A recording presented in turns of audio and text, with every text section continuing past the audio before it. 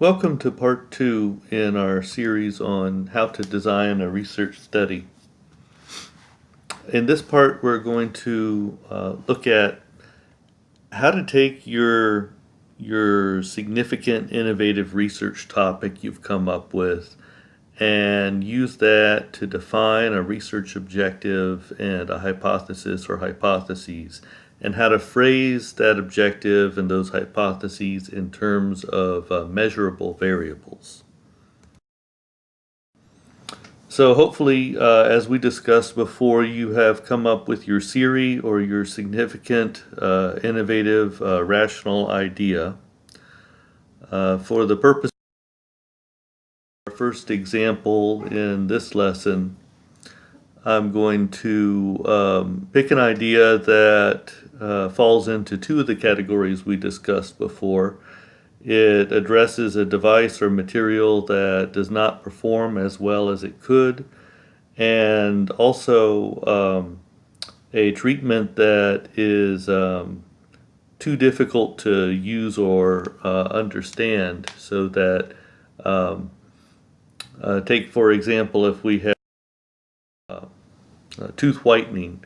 Our best performing tooth whitening systems are too difficult to use at home, so they're used in the dental clinic. It would be nice if we had a very simple system, such as a whitening toothpaste that the patient could use at home that performs better than the current whitening toothpastes. So say we have a new whitening toothpaste that has been developed, and we would like to do a research study to test that new material. Let's try to phrase an objective to go along with this topic. The objective, you may have also heard the term specific aim. That means pretty much the same thing as an objective, but a specific aim is a term that's usually used in reference to larger projects, grant applications, for example, where there are multiple research studies within one project, and each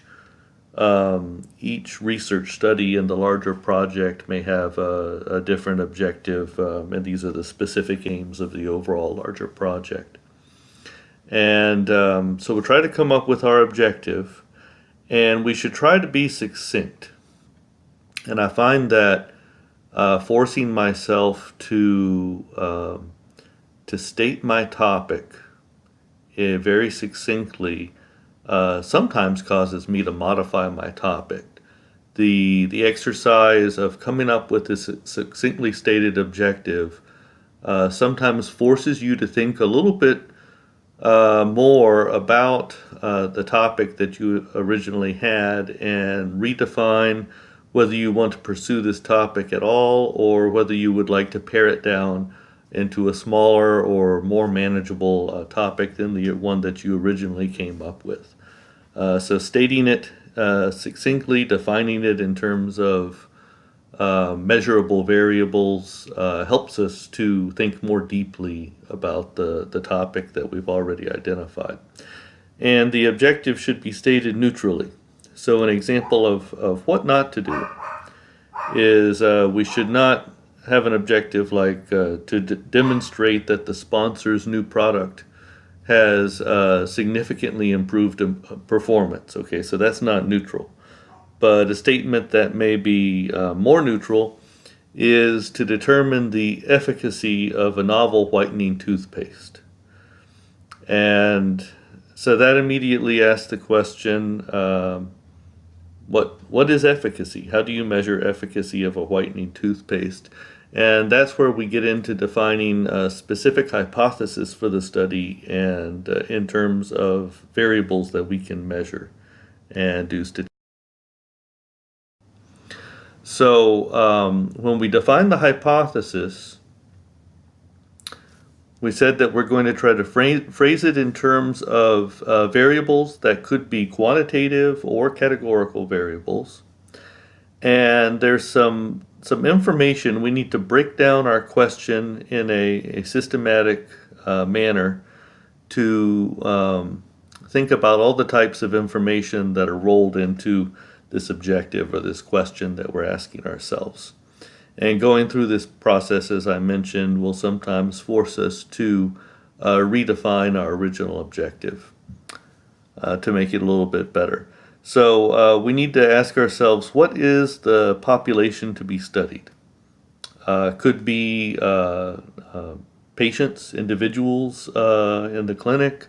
It could be teeth within patient's mouth, individual teeth. It could be specimens that we prepare in a laboratory.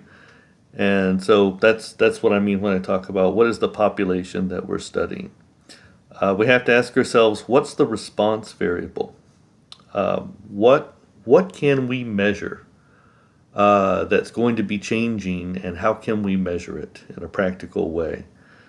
The experimental factor. What type of intervention or treatment or difference between groups are we going to administer in this study? The control group. So is there going to be a group that doesn't receive a treatment or that receives a standardized or a baseline treatment so that we can see a difference between the experimental group and the control group, or possibly use the control group to compare multiple studies that we conduct in-house over a period of time in a larger project. And then we have these extraneous factors. That's kind of a strange term. So extraneous factors are factors that we suspect may have a significant effect on our response variable, but they're not experimental factors of interest, at least not in the current study. Maybe we would like in the future to go on to look at some of these as experimental factors, but for now we're limiting our study to a size that we can test, and we suspect that these factors may cause additional noise or make it more difficult to notice the effect of the experimental factor that we're looking for in the study, if it exists. And so the extraneous factors are important to identify because in the next lesson, when we talk about sampling methods, we'll find that sometimes we can block or sample on those extraneous factors to balance out our study design and reduce their impact on our study. And another reason to think about all the possible extraneous factors is that in doing that, I often end up changing my experimental factor. You may decide that you want to add a second experimental factor to the study from your list of extraneous factors, or you may want to substitute one of the extraneous factors you come up with for your experimental factor. And many of you are probably already familiar with PICO, which is the system that we use to pare down the information in the literature when we do systematic review. And PICO is very similar to the process we go through in identifying our variables and phrasing a hypothesis. And the similar terms are color-coded here in green, blue, yellow, and violet. So the population is, of course, the same as the population. The intervention is your experimental factor. The comparator is like your control group. And the outcome is your response variable. So if you're already familiar with PICO, you can think of our hypothesis wording exercise in terms of that. Okay, so back to our example number one, the new whitening toothpaste. We're going to determine the efficacy of a novel whitening toothpaste, and how do we do that? First of all, we have to decide, what is the population going to be? We could say that the population are individual teeth, maxillary central incisors. That's what I'm going to say here. Instead, I could have said that the population, each experimental unit in the population was a patient's mouth.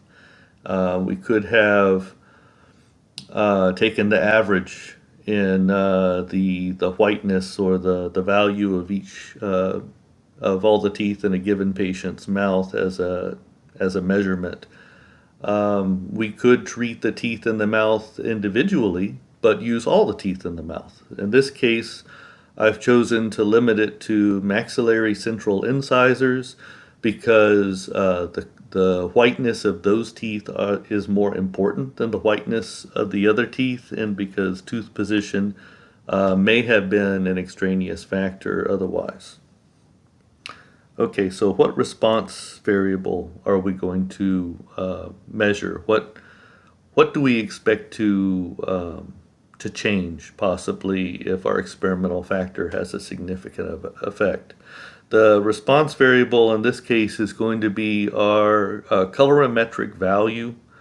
If you're familiar with the color coordinate system known as the CIE LAB system, then this would be L star. So the value is a measure of brightness, where a high L star is a very bright color and a low L star is a dark color.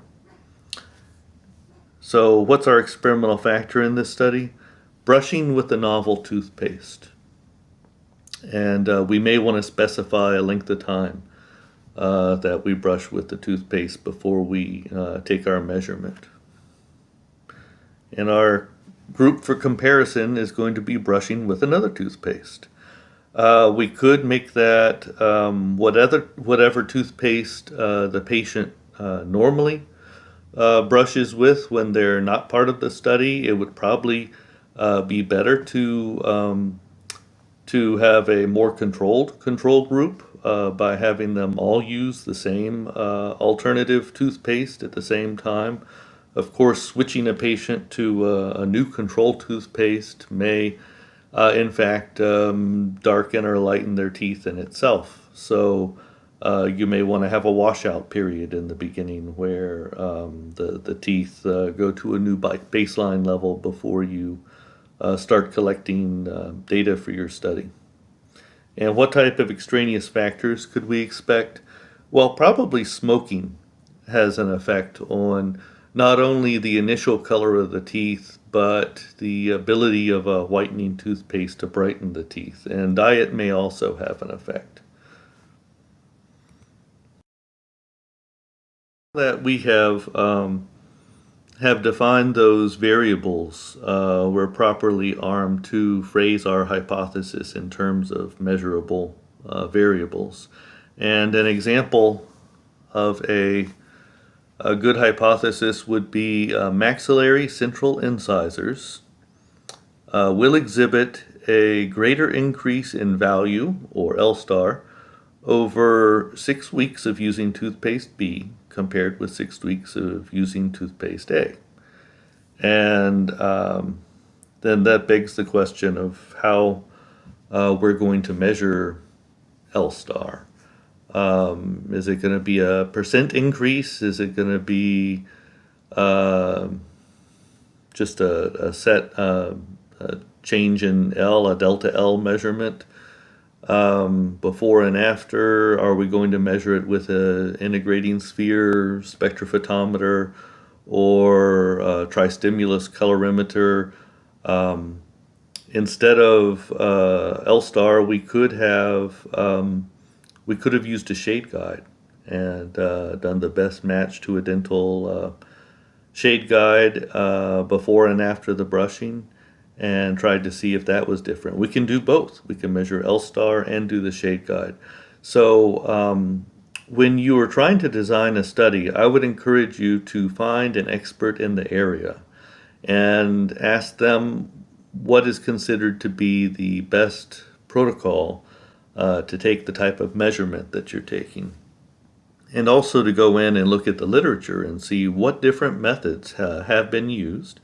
Read commentaries on why one method might be better than another method, and even look into the international or national standards, such as ISO standard methods or ASTM standard methods, to see if a government body has selected a particular measurement method and has explained why that method is more accurate or more precise than other methods that you could use.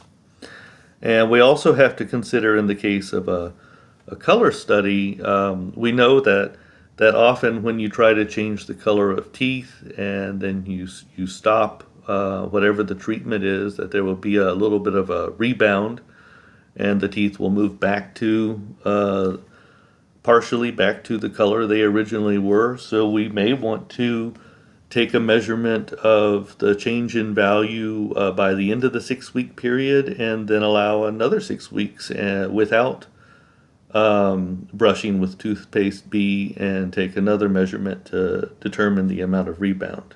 So there are a lot of different ways to do even a simple study like this. In our first example, we said that we could have measured color using a shade guide, which would be a ordinal response variable, but we ended up deciding that probably we would rather measure that using L star or the value or the brightness color coordinate, which would be a ratio value. So how do we decide which type of response variable we're going to measure to test a given hypothesis? And this comes back to our NOIR classification of nominal, ordinal, interval, and ratio data types. That's already been covered in detail earlier in this lecture series. I'm just showing it to you again here to comment that typically we would like to be as far to the right-hand column as possible, because that column allows us to conduct a greater variety of statistical tests and report a greater variety of descriptive statistics. And however, that may not always be possible. And even when it is possible, in some unusual cases, it may not be the most appropriate or the most clinically meaningful data type. And to explain why that is, I have another example for you. To go through an example of that related to systolic blood pressure. And this example was developed by my old biostats professor, Ron Marks, and it's an example I like a lot. So there are several different ways that we could record a patient's systolic blood pressure after we measure it in a study. One way would be a nominal response variable, which would just be, is the blood pressure normal? Yes or no? No quantitative measure there, no ranking between the two levels, although some would say that normal yes in this case is preferable over a no for normal. And then we could do an ordinal response, which gives us a little bit more detail. And that would tell the abnormality or the type of abnormality. Is the blood pressure low? Is it normal? Or is it high? Or possibly very high or extremely high. And so there's a definite ranking here, but the difference between these levels doesn't have a constant quantitative amount. Or we could actually record an interval response, the numerical value of the blood pressure, 132, 98, or so on. So what type of a difference can this make? Let's say, for example, that we compare using an interval response versus an ordinal response. And we're going to categorize our interval data by if it's systolic blood pressure between 90 and 129. We'll call that normal, and we'll abbreviate that with an N. If it's between 130 and 139, then we'll call that high normal. 140 to 159 will be mild hypertension, abbreviated MI. 160 to 179 will be moderate hypertension, MO. And then 180 to 209 is severe hypertension.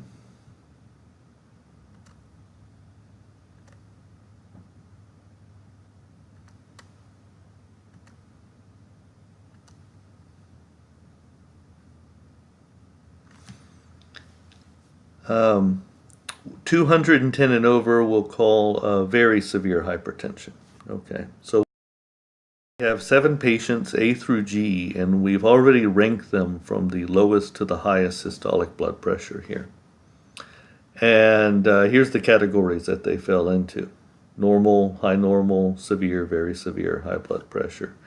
And you'll probably note that it's possible to fall within the same category if the interval data, the quantitative blood pressure, has quite a large difference. So between 91 and 128 falls in the same category of normal.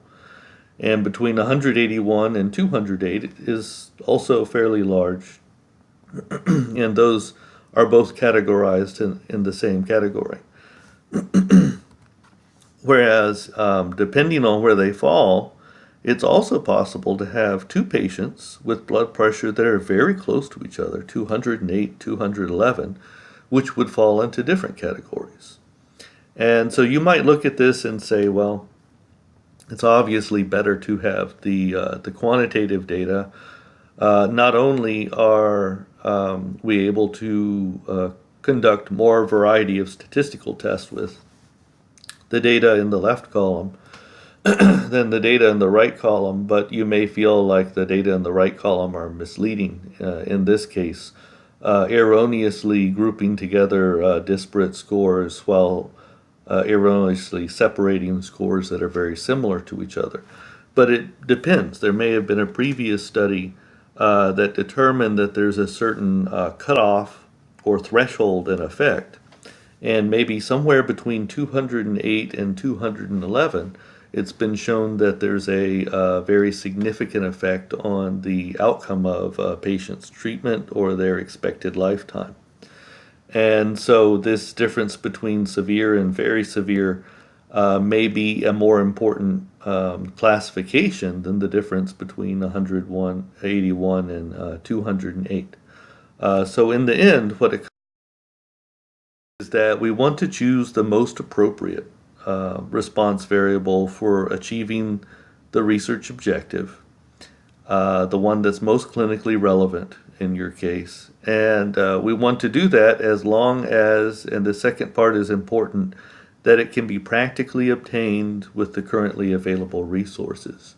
So it's possible that we might want to do a quantitative measure, but maybe that requires more time or funding than we currently have available, and we may be required to compromise and do a categorical measurement and have a future study where we come in with a larger amount of resources and do that quantitative measurement. Okay, so let's take a look at a second example. This is an example similar to my area. We have a dental ceramic, and it's prepared for luting or cementing on a prepared tooth with a new surface treatment. And our objective for that study is going to be to determine whether sandblasting or airborne particle abrasion, as it's sometimes called these days, to determine whether sandblasting before luting affects the bond strength, and to also determine whether sandblasting before luting affects the fracture resistance of dental zirconia. We'll say in this example that we're limiting our dental ceramics we're examining to one type of dental zirconia, for example. And so the population to be studied, breaking it down, the population is zirconia discs. So this will be an in vitro study where we create ceramic discs in the laboratory, cut them and polish them, and then those will be luted or cemented to a simulated dentin material, or we could have used dentin from perhaps bovine teeth or some source of a large tooth that we can find a large surface area to bond to. The response variable, we're going to have 2 response variables in this case. One will be the shear stress necessary to debond the ceramic from the simulated dentin, or the real dentin. And the other response variable will be the tensile stress necessary to break the ceramic, because we're looking at not only the bonding, but the effect on the strength of the ceramic. Our experimental factor is going to be sandblasting or airborne particle abrasion.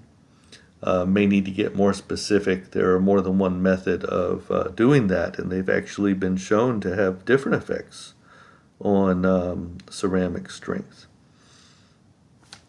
And our control group could be a group with no sandblasting, or it could be a group that, when we're talking about measuring the strength of the ceramic, we could have a second control group that has no type of luting or cementation applied to it whatsoever.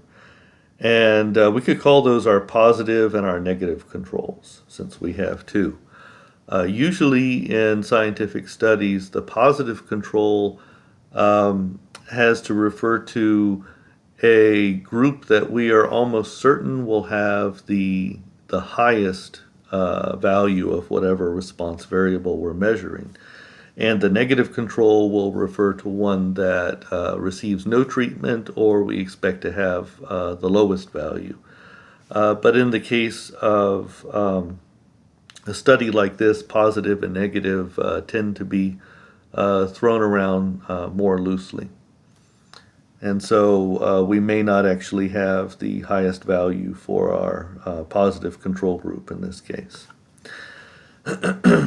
And an extraneous factor, for example, could be the type of luting agent. It would probably be best to do this study on multiple types of luting agents. So we would hope that if the sandblasting has a beneficial effect, that it would have a beneficial effect no matter what type of cementation system or method you use. But that may not be the case. However, let's assume for the purposes of this study that we don't have the resources at the moment to test more than one luting agent, and we'll save that for the future. Okay, so there are many different methods of testing the strength of a ceramic. We could stress the ceramic very rapidly one time until it fails with constantly increasing stress.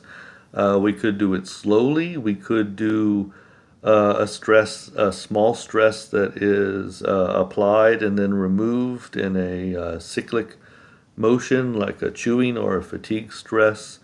We have a lot of options there for both the strength of the ceramic and its debonding.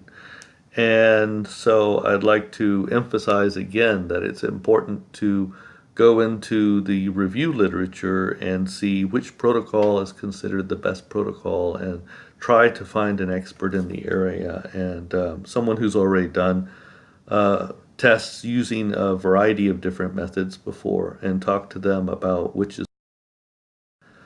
So now that we've broken down the variables in this study, we can form two hypotheses in this case. Hypothesis number one is going to be that the shear bond strength of zirconia to simulated dentin will be greater when the ceramic is sandblasted prior to luting compared to not sandblasting, and or compared to not luting it at all.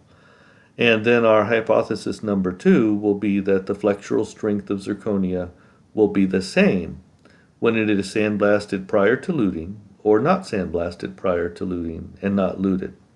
And so I phrased the first hypothesis here in terms of anticipated improvement. And the second hypothesis I phrased in terms of just not expecting to make the strength of the ceramic any worse, not finding a significant difference, which may or may not be the case. We may actually improve it or make it worse. And so if we want to be old school, we'd have to phrase both hypotheses in entirely neutral terms. But these days it's common to phrase a hypothesis in a direction that you expect it to go based on an educated guess. And it's important, though, when you do the statistical analysis later, to keep an open mind and to do what we call a two-tailed test that allows for the possibility of finding a difference in either direction. So let's move on to a third example out of the four examples that we will examine in this lesson. The third example are patients who've received two different methods of root canal therapy. And our objective will be to determine whether RCT, here stands for root canal therapy, not for randomized clinical trial, to determine whether root canal therapy method used affects the success rate. And so let's define this in terms of measurable variables. Our population are going to be teeth for which Dr. Endo previously performed root canal therapy in vivo. So this will be a clinical study.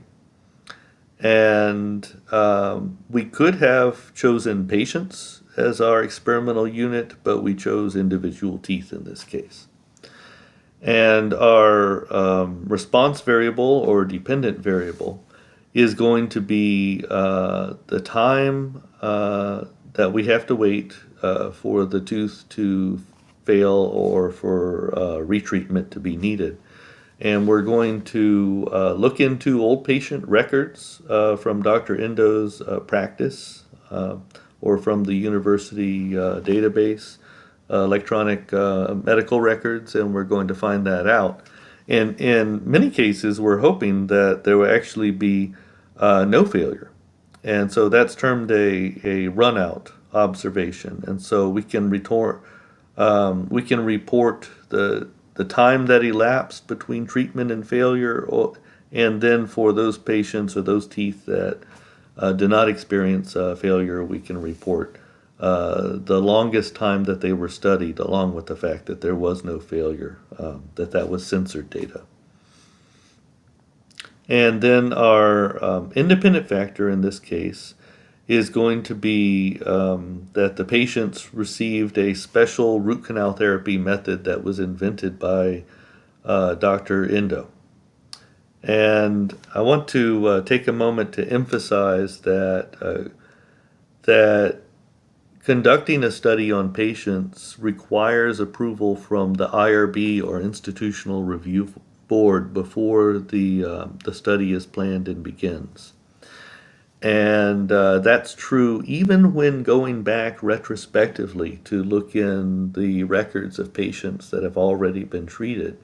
And in fact, that's even true if it's Dr. Endo herself that's going into her own patient records and looking at them to do a research study. Now, if an endodontist were to want to go back and look at records and do some statistical calculations purely for the purpose of improving her practice, then that could be done without prior IRB approval. But that data cannot be used to draw a conclusion that's published in the scientific literature without the IRB approval. And the approval has to come before you go back and access the patient records in order to do a statistical calculation. So that may seem like a strange distinction. If it's your own patients that you've treated and you already have the records, but going back and opening up those records in order to conduct a scientific study requires prior IRB approval. And so the independent factor will be that the root canal therapy was conducted by a new method, special method, and the control group will be that hopefully Dr. Endo again to avoid variability, but Dr. Endo will have treated the control group patients by a traditional method of root canal therapy. An alternative type of control that we could find is a contralateral tooth that has not undergone root canal therapy. We may be interested, in other words, in finding the time before a side effect occurs. And it may be possible that the root canal therapy is not responsible for the side effect or the future disease in any way. So we might be interested in determining if there's a difference in time before you develop a problem, whether or not you've had a root canal therapy. So this is a common thing to do in medical research, is to look at the contralateral body part for comparison. And this is common because there's a lot of variability from one patient to the next. And using the contralateral, or the body part on the opposite side of the body, it controls for variation between patients and provides a lot of additional statistical power. But there's some disadvantages or obstacles to using contralateral body parts also. For example, it's possible that the contralateral tooth might be missing, or possible that it previously underwent a root canal therapy. And even in the case of a prospective study, we won't run into contralateral problems, because if we do a treatment to one side of a patient's body, it's common for them to compensate by using the other side of the body more, or changing the way in which they use the other side of the body. May be changing, for example, which side of the mouth they tend to chew on for a while. And so that can confound the effects that we're looking at. Possible extraneous factors in this case: tooth position would be expected to have a strong effect, especially whether it's a maxillary or a mandibular tooth. Also the tooth history, any prior disease or treatment on the tooth before the root canal therapy was deemed to be necessary. Possibly many other extraneous factors that would be on a patient-wide level. And this is a special type of study known as a retrospective cohort. So in a cohort study, there is no experimental variable. Our independent factor, which would normally be the experimental variable, in this case cannot be controlled by the experimenter. It's an observational variable. And so in a cohort, we observe both the independent and the dependent variables are observational. And however, we can still conduct this study and see if there's a difference between the groups.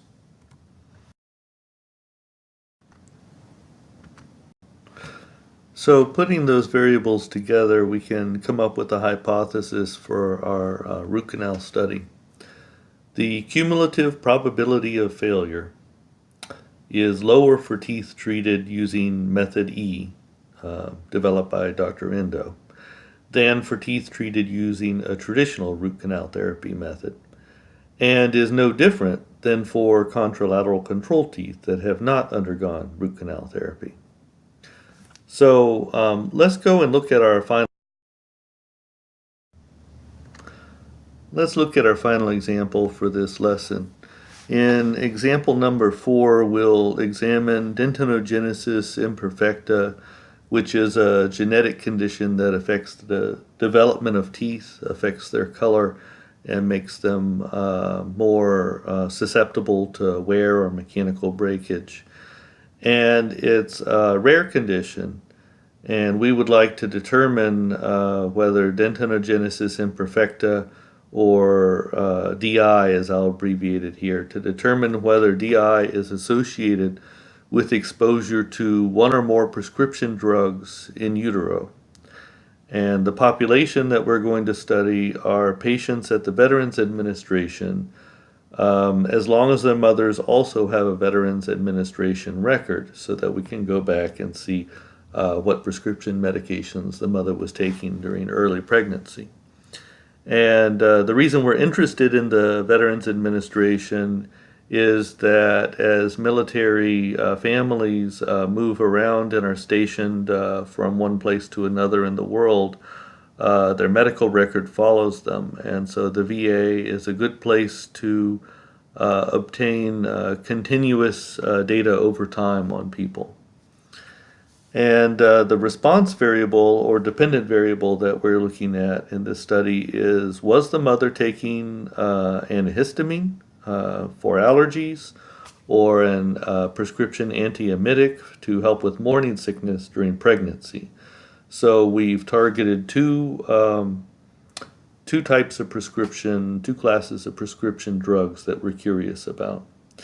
And our independent factor is going to be whether the patient suffers from DI. And again, not to confuse things, in this case, the patient is the dental patient or the offspring of the mother who either had or did not have a prescription medicine during early pregnancy.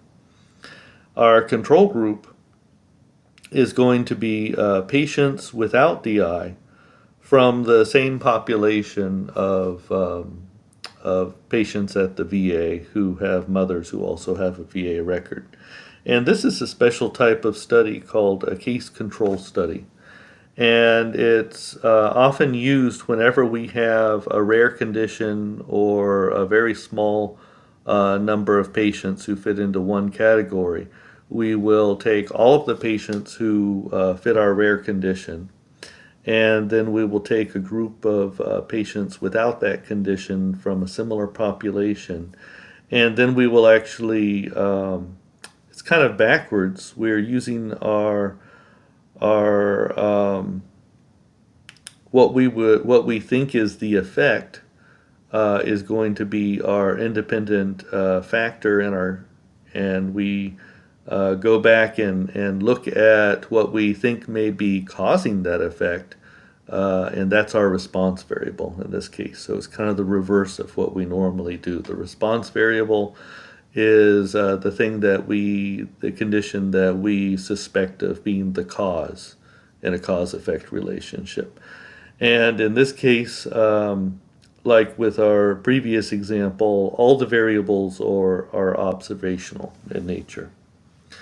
And so we're going to take all of our patients who have DI and a group of patients from the same population that don't exhibit DI, and then go back and look at their mother's pregnancy time medical records and see whether or not the mother had prescription antihistamines or a prescription for an antiemetic.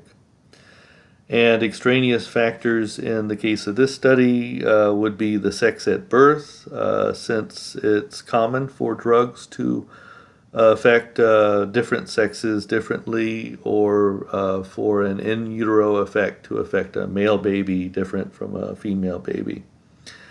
And there's possibly other extraneous factors that we would. And so putting that together, we can come up with a couple of hypotheses. Hypothesis number one, among patients with dentinogenesis imperfecta, the proportion with mothers who were subjected to prescription antihistamines during pregnancy is less than for patients without dentinogenesis imperfecta.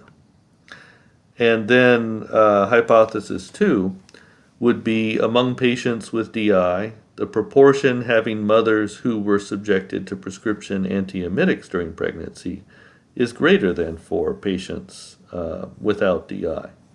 And so we're expecting in this example, the way I phrase the hypothesis is we're anticipating that the prescription antihistamine may have a beneficial effect in avoiding DI, and that the prescription antiemetic may have a damaging effect in being a contributing cause or being associated with DI.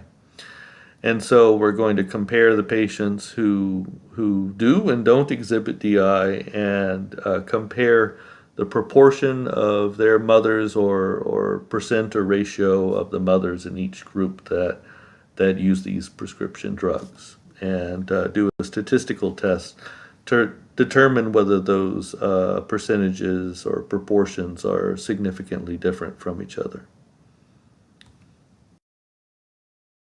We've actually just scratched the surface here in terms of phrasing a hypothesis. We've limited ourselves to a single study instead of a larger project containing many studies. And we've looked at some of the just general concepts to get you up and running on designing a single study. However, if you would like to have more in-depth knowledge in this area, there are several resources available to you. The NIH has a new course, Introduction to the Principles and Practices of Clinical Research, that's free to register for, and it's an online course that you can pursue without traveling to the NIH at your own pace, and it's predicted to or expected to take, for the average person, about 50 hours over a 5-month period. And so it's designed to be something that you could do part-time on the side while you're pursuing other job duties. And then we also have University of Washington has an intensive summer course called the Summer Institute in Clinical Dental Research Methods. And for that, you have to travel to the University of Washington and spend the summer intensively studying this type of information in depth. And then at our own university, we have a graduate course for which I'm the current course director. BMS 730 is Grant Writing and Management, where we go into how to design large projects containing many different hypotheses and studies.